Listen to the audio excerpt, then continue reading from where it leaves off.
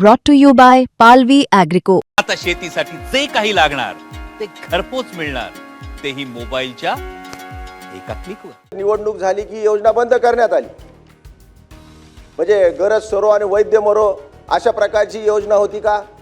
हे ह्याच्यामधला आमचा काहीच ह्या अर्थ नसलेल्या रद्दी आम्हाला देण्यात आलेली आहे। आमचा प्रश्न एवढाच आहे की योजना तुम्ही चालू ठेवणार का? हे जे मुलं आहेत 1,23,000 किंवा 26,000 ह्या लोकांना तुम्ही इंटर्नशिप जी पूर्ण झालेली यांना तुम्ही विद्यावेतन देणार का? आणि ही योजना पुढच्या काळापर्यंत चालू ठेवणार का? काही फक्त तुमची निवडणुकीची फसवणुकीची घोषणा होती, एवढाच माझा प्रश्न आहे। मंत्री महोदय, ज्या योजनासाठी 400 कोटी रुपये दिले असेल त्या योजना काय बंद होणार का? लक्षवेधी क्रमांक 16 डॉक्टर राहुल पाटील।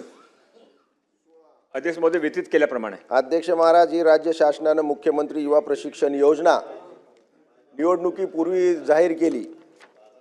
मुख्यमंत्री युवा प्रशिक्षण योजना उर्फ लाडका भाऊ योजना ही योजना म्हणजे युवकांचं शुद्ध फसवणूक आहे। अध्यक्ष महाराज, ही योजना कशासाठी सुरू केली, कुणी मागणी केली होती? सुरू केल्यानंतर 10 लाख फॉर्म आले, 10 लाखातले 5 लाख निवडण्यात आले, त्यानंतर 1,26,000 लोकांना इंटर्नशिप देण्यात आली। इंटर्नशिप म्हणजे त्यामध्ये स्टायफंड आणि ट्रेनिंग, आणि अचानक निवडणूक झाली की योजना बंद करण्यात आली, म्हणजे गरज सरो आणि वैद्य मरो अशा प्रकारची योजना होती का? आणि मग या लोकांची फसवणूक केली का? लोक एमटेक, आमच्या परभणी जिल्ह्यातले मुलं एमटेक हा कोर्स सोडून हे नोकरीसाठी जॉईन करण्यासाठी आमच्या परभणीमध्ये आले। 6 महिन्यामध्ये त्यांना जॉईन करण्यात आलं आणि अचानक ही योजनाच बंद करण्यात आली आणि उत्तरामध्ये साफ फसवणूक या युवकांची करण्यात आलेली आहे। अध्यक्ष महाराज, माझा स्पेसिफिक प्रश्न मंत्री महोदयांना आहे की यामध्ये इतके मोठे IT आहेत आणि असे ट्रेनिंग देऊ, तसे ट्रेनिंग देऊ, मुख्यमंत्री कौशल्य योजना, पंतप्रधान कौशल्य योजना, ग्रामीण स्किल डेव्हलपमेंट, हे ह्याच्यामधला आमचा काहीच ह्या अर्थ नसलेल्या रद्दी आम्हाला देण्यात आलेली आहे। आमचा प्रश्न एवढाच आहे की योजना तुम्ही चालू ठेवणार का? हे जे मुलं आहेत 1,23,000 किंवा 26,000 ह्या लोकांना तुम्ही इंटर्नशिप जी पूर्ण झालेली यांना तुम्ही विद्यावेतन देणार का? आणि ही योजना पुढच्या काळापर्यंत चालू ठेवणार का? काही फक्त तुमची निवडणुकीची फसवणुकीची घोषणा होती, एवढाच माझा प्रश्न आहे। मंत्री महोदय, माननीय अध्यक्ष महोदय, सन्माननीय सदस्य राहुल पाटील साहेबांनी जे विचारलं आणि जे त्याने सांगितलं त्यामध्ये मी खुलासा करू इच्छितो। त्याने सांगितलं की कोणाला मांग केली होती, तुमची मागणं होती का की बेरोजगारीसाठी काय करायच्या, कशासाठी केला म्हणे? बेरोजगारासाठी पूर्वी एक योजना होती, ती योजना त्यांनी बंद केली 2007ला। 2007चे नंतर बेरोजगारसाठी एकही योजना नव्हती।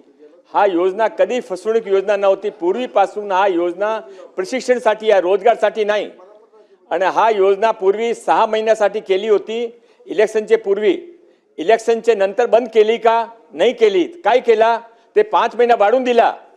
आणि माननीय अध्यक्ष महोदय, या वेळेचे पुरवणी मागामध्ये माननीय वित्तमंत्री ते बसले, त्याने 400 कोटी रुपया या वेळेचे पुरवणी मागामध्ये या योजनासाठी दिले।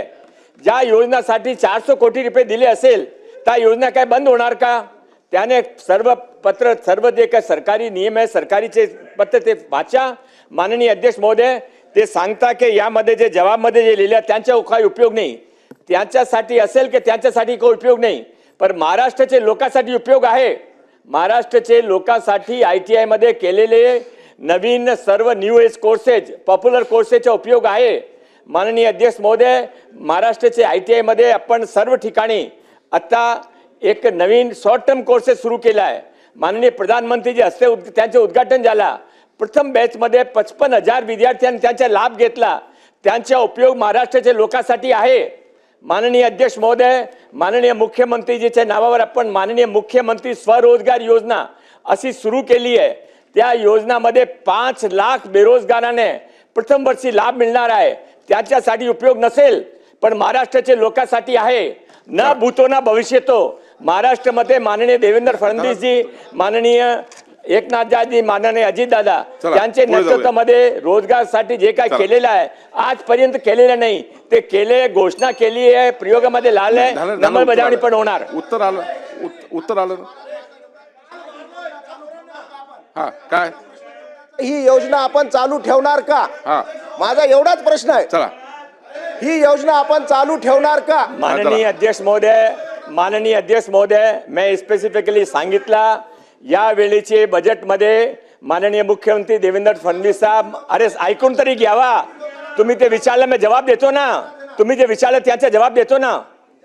माननीय अध्यक्ष महोदय, यावेळीचे बजेटमध्ये माननीय मुख्यमंत्री देवेंद्र फडणवीस साहेब, माननीय उपमुख्यमंत्री एकनाथराजे शिंदे आणि माननीय वित्तमंत्री अजितदादा पवार याने या योजनासाठी 418 करोड रुपयाचा प्रावधान केलाय. या योजना सुरू राहणार आहे. चला